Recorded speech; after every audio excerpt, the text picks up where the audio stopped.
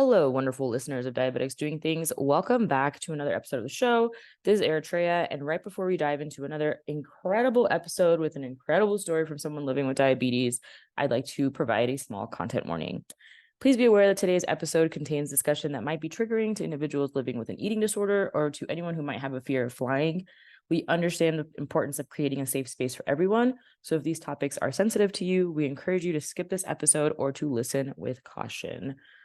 All right, then, let's get on with this incredible episode with Kesha Carter, myself, and Rob. Hello, and welcome back to another episode of Diabetics Doing Things. We're telling the amazing stories of people with diabetes from all over the world. Thank you guys for all the support on the episodes lately. We definitely feeling the love. We've been doing almost every week in 2023. We're back. They say we're back. And our very special guest today, and I think the key word in the intro is all over the world because her work takes her all over the world. Miss Kesha Carter, welcome to the show. Hey guys, glad to be here. Actually, extremely glad to be here. Excited to have you. And you're not only a person with diabetes and you're not only a flight attendant, but you're also a comedian and a content creator. So really excited to kind of talk through all of the different facets to the extent that we can today. So thank you for coming on. Always. So the other connection that you have to Eritrea and I is you're one of our own. You're from Dallas, Texas. If you ain't from Yes. Dallas, then you just don't get it and we cannot help you. So the big question for us is, because we know you were diagnosed at a young age, were you diagnosed at Children's Medical Center in Dallas? So no, I was diagnosed at Cook's Children's Hospital in Fort Worth, Texas, because I was born in Dallas and then I was adopted out to Fort Worth. So I Awesome. didn't get So born in Parkland. I was born in Parkland Memorial, but then by the time I was like 1 or 2, I was already adopted out to Fort Worth. I was born at Parkland. My dad always says fifth floor of the baby factory. That's what he See? calls it. That's what they call it in Dallas. well, that is, our friends at Cook's Children's, because there's really, if you're a pediatric diabetes patient in Dallas Fort Worth, you either are at UT Southwestern Children's or you are at Cook's Children's. So shout out to everybody at Cook's Children's. I met some of their endocrine team over the years. They are awesome people. So shout out to that team out there. Probably was sick of me, but hey y'all. They were sick of all of us. They were trying to get us out of there and on to the adult endocrinology clinic. Actually, Eritrea did a panel at JDRF North Texas and Oklahoma chapter this past weekend on transitioning from pediatric endocrinology care to adults. So, shout out to all of them and Eritrea, the panelist, expert panelist. Book her. She's booked and busy, but you can book her at Eritrea Diabetics Doing Things.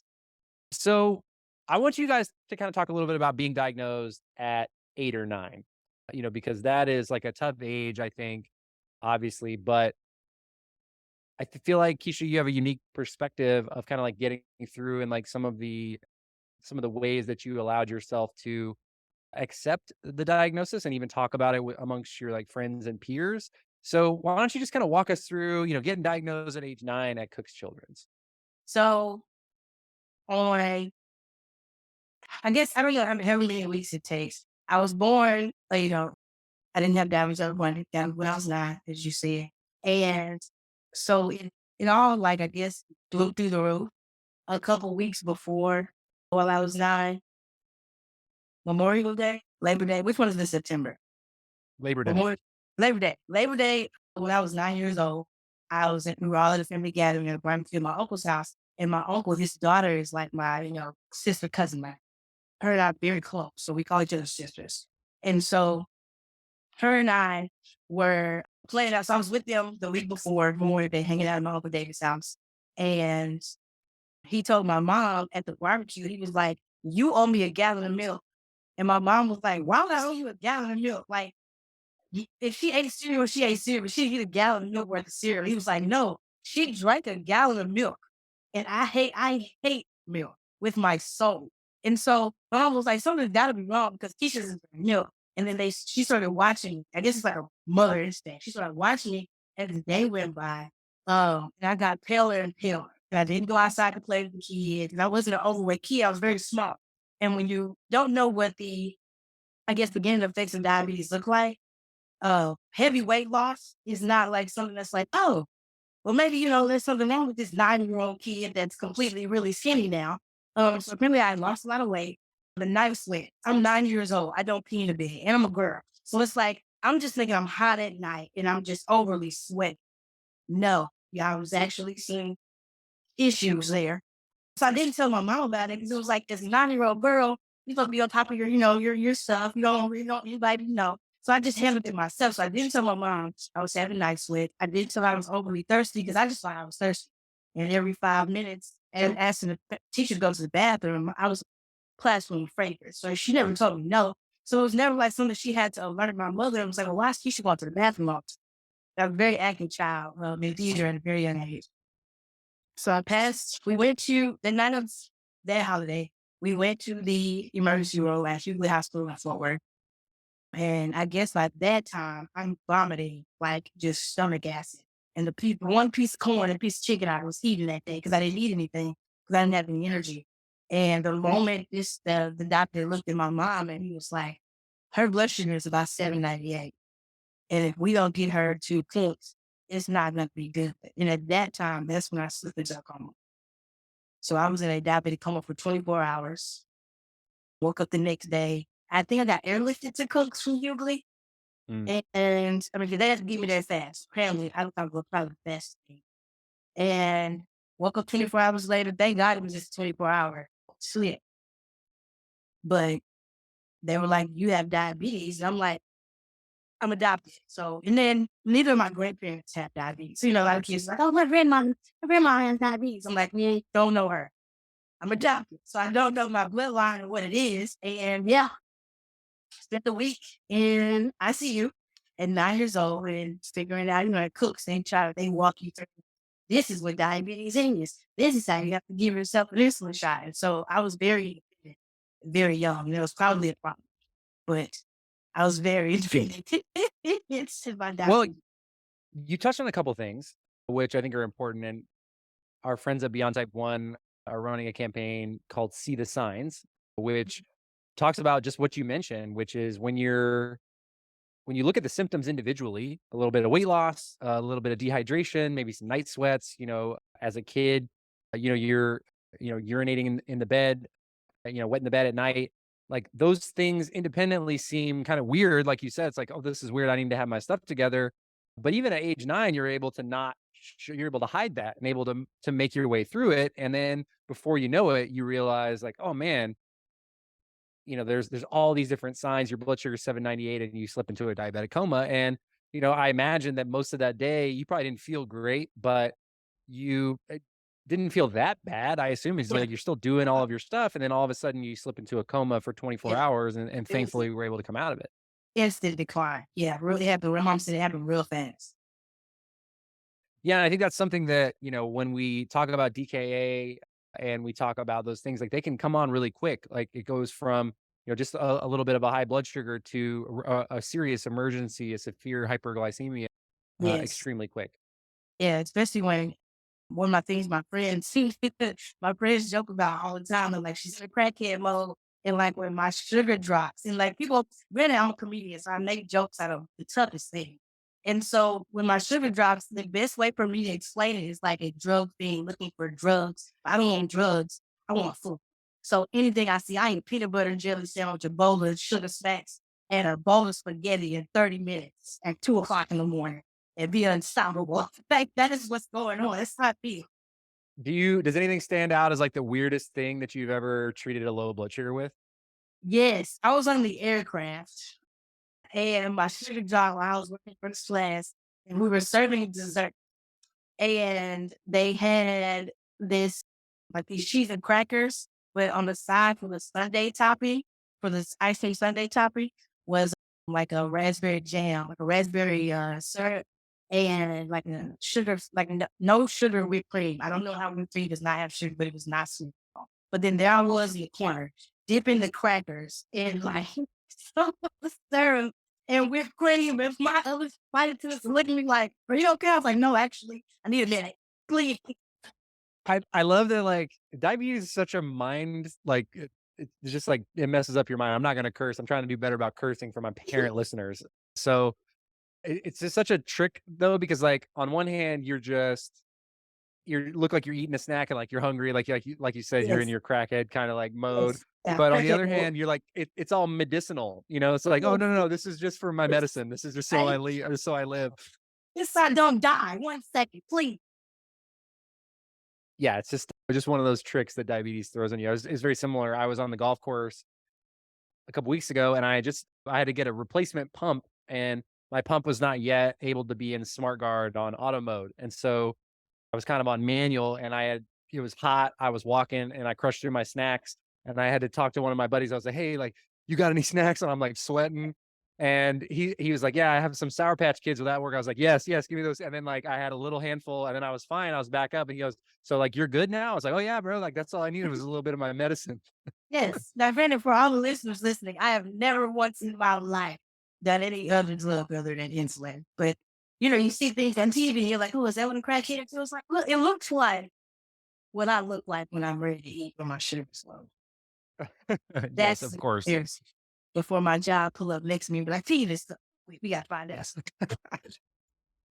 So let's talk about your job a little bit. Like you mentioned, like you're treating it low in the cabin. You're working the first class cabin. You are a flight attendant, Yeah. and we've never had a flight attendant with type 1 on the podcast before. We've had a couple of pilots, but and I know some flight attendants with type 1, but you are the first on the podcast. So you get to And answer all of our flight attendant questions. So talk about like and we get a lot of travel questions as well. I think people are very, especially if they've been recently diagnosed and they've never traveled on a plane with all their diabetes supplies. So let's talk about like being a flight attendant and having diabetes, because you're up and around working and moving around during the flight while we're all just sitting there. Mhm. So you talked about treating it low by dipping it in the jelly or in the snacks. Like what kind of accommodations do you have to make sure? Like how do you prepare for a day on the job? So I am very fitness driven.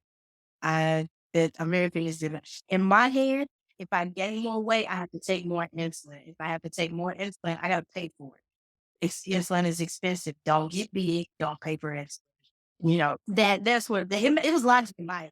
So me watching my carbs and making sure, like when I wake up in the morning and I'm at work or any other day I wake up in the morning, get ready for my day period, whether I'm at work or not.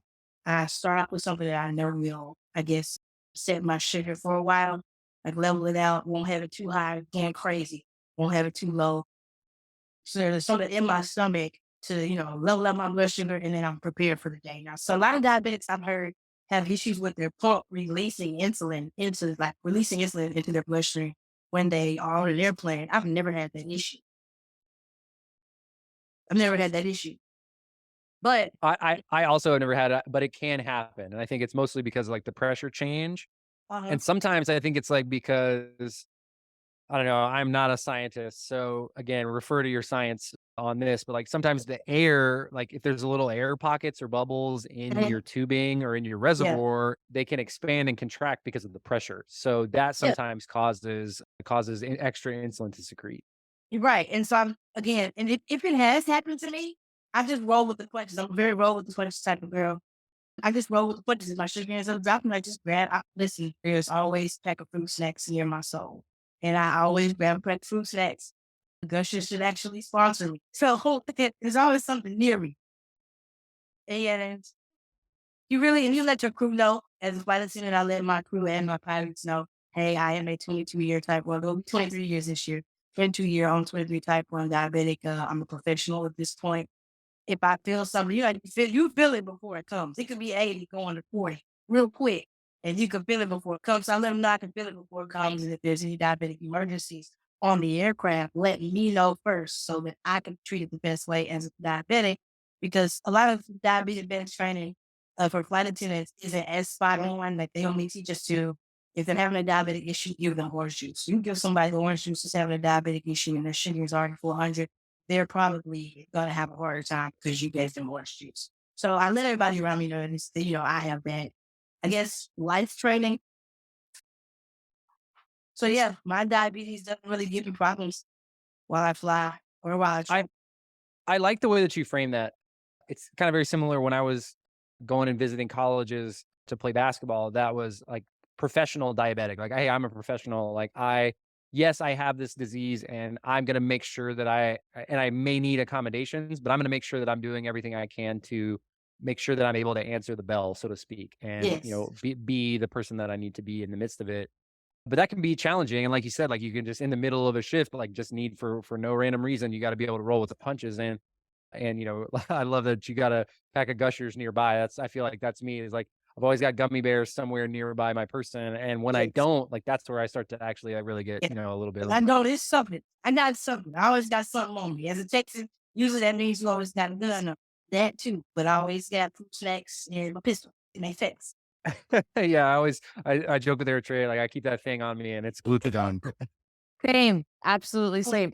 Wait, so when we're talking about, because something I always think about when I'm sitting in the emergency row exit, like, like when you sit on the plane, I sit in the emergency row sometimes, and they'll be like, are you able-bodied to help people? And I always ask myself in my head, like, I'm saying yes, but what if I'm not? So something I've thought about, like, I'm not a flight attendant. I don't think I would be very good at it. Customer service does not suit me. but how am I supposed to save somebody's life if I'm low? Like, basically the question is, do you carry extra supplies in the case that there is a plane crash? Is this something that you think about? I know that you're very jokey and good at making light of situations, but that could be a real life and death situation for you because Yeah. of your employment. So how do you prepare for that? So it could be a very life and death situation. And granted, they teach you how to, every flight attendant knows how to evacuate an aircraft in 90 seconds or less. With me, then we have when you sit in your jump seat, we have like this thing you go through, like steps you go through just in case something's happening, because takeoff and landing are two of the most critical phases of life. Like that's when the issues could happen. The emergency issue could happen. So that's when you really got to be on your P's and Q's. And so while I'm sitting in my jump seat in my head, I'm thinking, because I have extra diabetes supplies. You hit the wall and your pants come off, or we pants up too fast. And so it's like you gotta have something to replace them.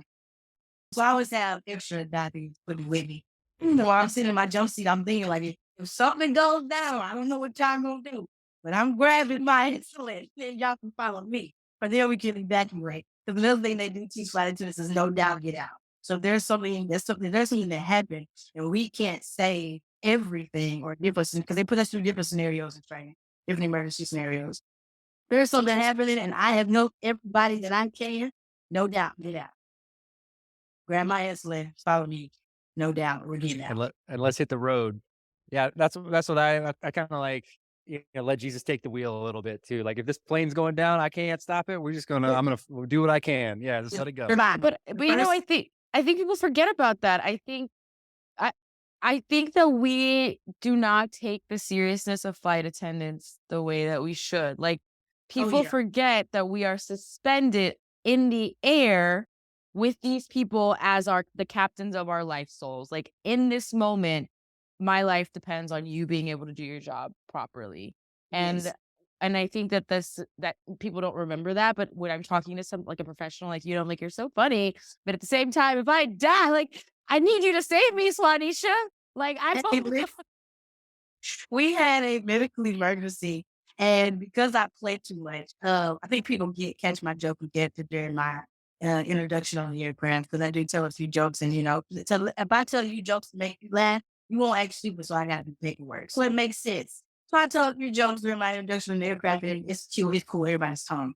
There was a medical emergency on the plane one day, and I got on the line. I was like, ladies and gentlemen, so I'm trying not to panic because I'm trying to keep a straight face. So I'm like, ladies and gentlemen, please, is there like somebody with medical experience, like a vet or something? Like somebody in the whole plane busts out laughing. I'm like, okay, my bad. Maybe not a vet, but somebody that knows how to take the blood pressure thing. Somebody help, please. Everybody's giggling. And I'm like, Lord, we got to press down. And they think it's a comedy special. Somebody help. But I think it's great that you can make such a joke about being in charge of all these people, because I'm sure it's also such a big responsibility for you. I remember once I was on a plane, this was a couple years ago. I fly a lot, and I got laid over and was just stuck on this short 2-hour flight. And I was like dropping, had no snacks, and I needed to eat something. Like I had to eat it in 6 hours. And the flight attendant gave me her lunch, and she told me, she was like, I am in charge of keeping you alive. And I was like, you are? And she was like, yes, that is the job of the flight attendants, not just to keep you guys comfortable, but to make sure that you are okay and that you can get through this flight. So it really left an impact on me on how important you guys are. Oh, And I yeah. Literally, ladies, this pregnant lady, her blood sugar started dropping. She had a blood sugar machine. Now, then I put my religious, but I had my extra blood sugar machine in my bag. And so I was able to give it to the doctor that we found on board that was helping. You know, he reached at the Lancet and did all the good stuff that they're supposed to do. Oh, because he had the medical certificate. But anyway, he checked her blood sugar with mine. Is my extra diabetes blood sugar monitor, glucose machine. My God, there's so many things. But yeah, so like I was able to be there in that scenario. I had the extra equipment to make the airline think, okay, maybe we need one of these on every flight. Maybe we need to train our flight to do something. So I'm like, they're gonna be upset. No, okay, let's do it. It's so interesting though, like the stories of like kind of the one-offs, like Eritrea, you were talking about, like the woman gave you her lunch. And I remember probably 15 years ago now, but we were out on the taxiway and we hadn't taken off and it had been like 2 hours. It was like something was wrong. There was like a maintenance issue at like a plane at the front of the line. And the rest of us, like until we get that plane out of the way, we were stuck. And this was before a CGM. And, you know, I tested and like they hadn't done like a cabin service, but I asked one of the flight attendants and I feel, I don't know about anybody else, but I feel like so much anxiety when like you ring the service bell. Cause like, you know, like I just feel like it's like they're throwing daggers at you whenever you ring that bell. Yeah. Like, oh, come on, somebody hit it again. But she came back and I was like, hey, like I'm having a low blood sugar. Like, could you bring me a Sprite? And she brought me a Sprite, but she also brought me 2 Tito's shooters with me because she didn't know why, but she was like, hey, you probably need these too. And I was like, okay, thank you. You got me. Love this for us. Yeah, it was great. Yeah, It was great. But we don't want to do paperwork. And our number one thing is flight attendant is safety first. And medical issues fall under safety. So if there's any diabetic out there watching this podcast, the moment you are on an aircraft and are having anything going on with you, do not hesitate. Because that's really what that bell is for. We'd rather you ring the bell and tell me your blood sugar is low and you need us to help you versus somebody that's like, hey, can you pick a rain shot? No. I'm dying. It's cold. so this is important because we're going to learn about passenger etiquette today because you've got the shirt on, you've got the brand.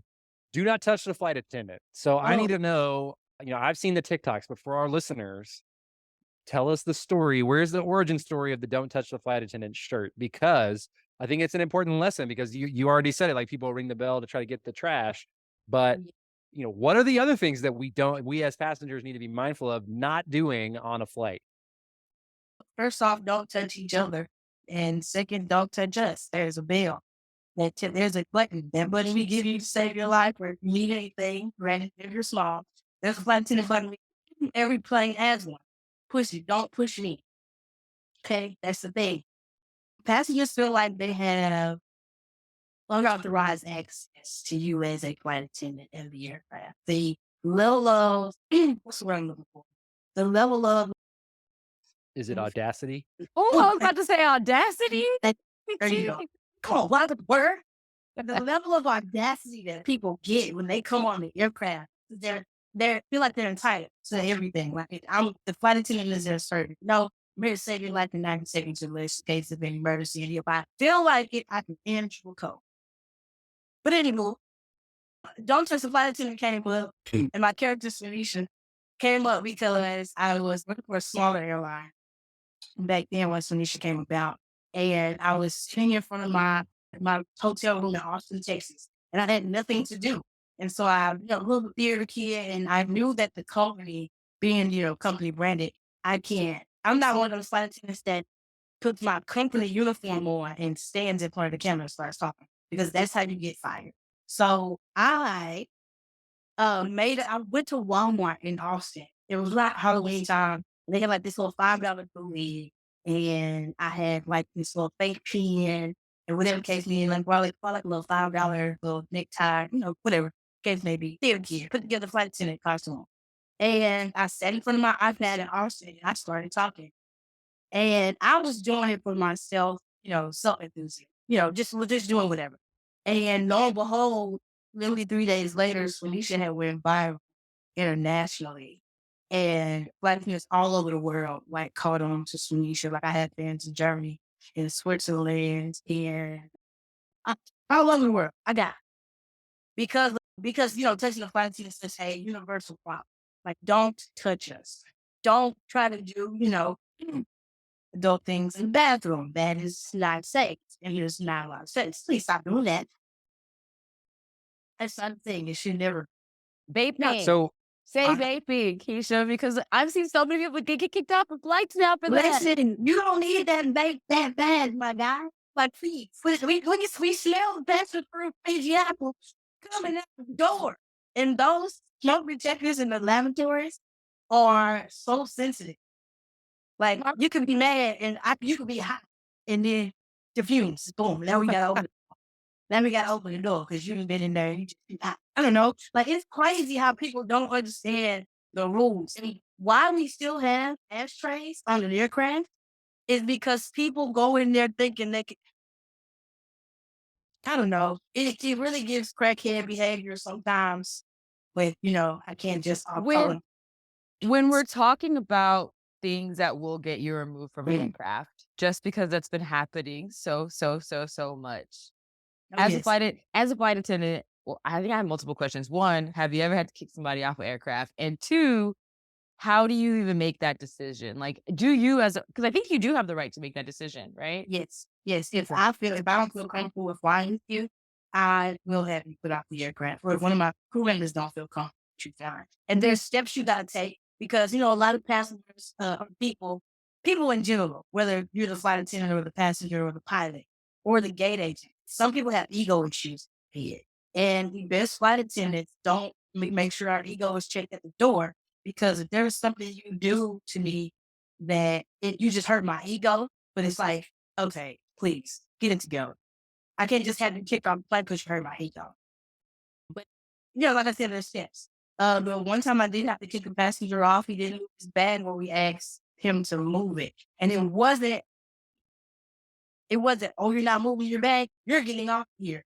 It was multiple chances of me giving him the softest, the Kesha softest, the professional Kesha, and then I have to fight Sonisha back a lot because Sonisha always comes forward in my head. And so when I'm asking son, hey, sir, we need to move his bag. It's a small bag. You really need to go by your feet. And he stands up. This is like the third time we try to explain, we got to get more bags so we can leave.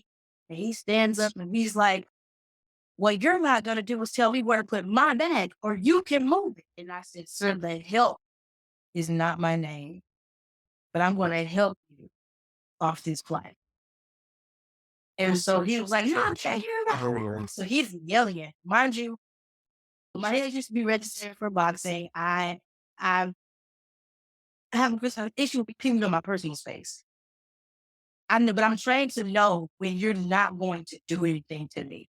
But you being this irate passenger, yes, you now have to go because you stood up at me and tried to play me like a sucker. Now, granted, I gave you 3 chances to do what we asked you to do. If this time you're breaking the law, now you got to go. And now it looks like an ego thing, but it was not. My safety was at play. So that's how, like I said, there's steps to take. Before you put somebody off the airplane, you really got to check yourself. Did I like that he was talking to me the 3 or 4 times I gave him the chance to put his bag up? No, I did not like that. So I had to check my ego. Sir, I'm really asking you to follow the law. I could not do customer service. I would have fought. Rob knows. I would have fought that man. They would they would have had to take you off the plane. They would have to take you off the plane too. That would have been hilarious. Wait, so Yeah, once they kick you off, are you no fly now, or they just? Oh yes, absolutely. You are no fly, and it depends on the level of what you did to get you put off that aircraft. If you did something that was like, okay, so we can just put you on the next flight. You acted up a little bit, we can just put you on the next flight. If you did something like touch me inappropriately, if like you really went there, because people do it, they feel they feel like they have unrestricted access to flight attendants, and I've been touched in places that are unmentionable by passengers because they just feel like they can get my attention. And yeah, you got to get off. You got to get off. Wow. So you become a terrorist. Sorry, I just Googled it. If they add you to the Wow. no-fly list, you are legally a terrorist. Yes. Yeah, so I think what I would like to sum it up as is like these rules are not they're rules for safety and the safety of not just you but everybody else around you. And Yes. there's sometimes 300 of us on a plane. And while yes, I agree, flying on a plane now feels like riding on a bus. It feels like you're kind of like getting shuttled in a big group. Everybody's anxious. Everybody's spent a lot of money. Everybody's trying to go on vacation or trying to go to work and try not to be bothered. But like don't touch the flight attendants and just remember that one little bad moment, like that woman who got stormed off the plane and was like pointing at people. She was from Dallas, of course, like you could definitely tell. Who about people not being real and what like you could be your viral moment could also be you never fly anywhere again. And I always think like you mentioned this earlier, Eritrea, like I always try to imagine explaining to my great grandparents like that I can just hop on a plane and go across the world in the same day, and like that how that would blow their mind, because I think we've totally lost how magical it is and how special it is to be able to go almost wherever we want to go. And so while sometimes diabetes isn't going to be a big risk for you on most flights, I think you should do it confidently. You should pack your stuff and go where you want to go, but also follow the rules and be a good community member, be a good friend, be a good passenger, because you don't want people to delay, and if you act up, you for sure will get delayed. You will. You will. A real thirsty flight for you, my guy. Humans are not meant to fly. The fact that we get onto these metal things and move from point A to point B is crazy. That's why Yes. people used to think that your soulmate was in your area, because you ain't going nowhere, partner. Yes. But That's right. so people forget that this is like, it used to be little girls' dreams to be a flight attendant. Like Yes. and it is still a lot of people's dream job. So how beautiful. Well, Today, Kesha. speaking of soulmate though, this is a great kind of like finisher, because I want to hear Kesha do honestly, just I could probably hear you do an entire special on this, or 5 minutes at an open mic or something. So you met Nick Jonas. You were part of a Dexcom campaign. So that's something that you got on me, because I've never met him, because the minute I do, I'm going to take an Instagram photo with him and I'm going to caption it, "Never talk to me or my son again," because he is a little he's so small. I'm going to put my arm around him and be like, "This is my son." Anyway, shout out. But you got to meet him, and the bits that you do online. Eritrea found an article that talked about you, and hearing his story, you fell in love with him, and you've been a big Joe Bros fan because of that. So tell us about what it was like to meet Nick, and for you kind of coming full circle. She just fall in love with him. She said he was her man. Listen, when back in, I don't know how old you guys are. I'm 32. I just turned 32. So back when I was in like middle school, like the Jonas Brothers, it was a thing, right? And so it was a thing. And me and my friends would like play Jonas Brothers music. I'm to my siblings and numbers. We are screaming these songs like everywhere. My mom would be like, "You like boy bands?" I don't like boy bands, because B2K wasn't my thing. But the Jonas Brothers posters, I need to include. So it was my thing. And so when I found out that he was already my husband in the 7th grade, when I found out that he had diabetes, I was like, "Oh, this is perfect. I didn't want to plan my demise. And I didn't want to make sure we knew each other, fall in love, have people diabetic, baby, the whole house is taking influence." And so when I found out that he got married, I was offended. Because how dare you marry him before I got a chance for him to see my smile and sort of dimple like that? How dare you? But granted, she's gorgeous, absolutely gorgeous. She had feet where you don't compare, and her wallet and my wallet, they really compete against each other. So I had him laying. But anywho, so yeah, I met him, and it's so crazy because we were doing the Dexcom, especially for the Super Bowl, for the G6, and he walked me away. And granted, my trauma response is to crack jokes. I know this because my therapist told me this, because Mila was talking about serious things. She's cracking up laughing because I'm talking. I'm just talking. So she was like, "Yeah, your trauma response is to make jokes." So I'm in a nervous situation because he walks in the room and everybody's quiet. And so I'm looking and I'm like, "Oh, so it's you." And everybody's looking like, "What are you doing?" I'm like, he starts laughing. He was like, "What do you mean?" I was like, "This whole room is quiet. Nobody's breathing because you walked in the room. You must be official or something. What's your name?" And he just said, he's like, "What?" Oh my gosh. And I'm like, "I'm just kidding. I'm just kidding. Like, I'm pleased. I'm one of the, other talents in the room for the content, this and the bit for the G6." And he was like, "Okay, nice to meet you." It was at that moment that I felt like I could pull like the ultimate homewrecker when I didn't want to be the ultimate homewrecker. I was like, "You know what, Keisha, please, not today. That's it. This is why you can't let people from Dallas go anywhere. You can't take us anywhere. Honey. That could wait. But watch it's coming out of my mouth. You should Well, he's really nice. well, that was so cool. And I know that many of our listeners have asked, when we put out who we want to have on the podcast, he's on the list. So, Nick, if your people hear this, we want to have you on the pod. We got questions to ask you. True. And I'm going to ask you do you remember Kesha Carter? Because she is ready, waiting for your call, bro. Where are you Right. at? Now, I don't want to ruin marriage. Okay. I don't. You guys are lovely. I love that she has you for me. Okay. They have your blessing. And I Right. love that. That's so Oh. that's so big of you. Always. Ain't bad now. Well, Love it. Well, Kesha, I do want to thank you. I know it's been very difficult for us to schedule just because of your travel, and I thank you for your patience on that. You are hilarious and amazing, and I cannot wait. Hopefully that we get to have our paths cross in person. We're throwing events now, and we're going to be doing more in Dallas. But I wanted to thank you for being a great example for people with diabetes and advocating for yourself, and also doing it in a way that's fun and feels authentic and real. I know that you have me legitimately cutting up and laughing in stitches on this call. So thank you so much. For what are you working on now? What's next? Where can our listeners tap in with you and follow you on the socials? So that's majority of my socials are at InstaKeesh, Insta KEESH with 2 E's. Repaired Pilot, because that's Swinish's logo. I am, I do comedy and flight attending, but I am segueing into burlesque I'm picking back up my professional dancer bag that I put down a long time ago. But now I'm back in the professional dancing scene, and I'm stepping into the burlesque scene here soon. And they have a diabetes burlesque show in Dallas that I will be looking forward to being at and doing my debut at the diabetes burlesque event. So yeah, that's my podcast is up. Follow me on all of my socials at InstaKeesh. YouTube is Kicking It with Keish. You'll find me.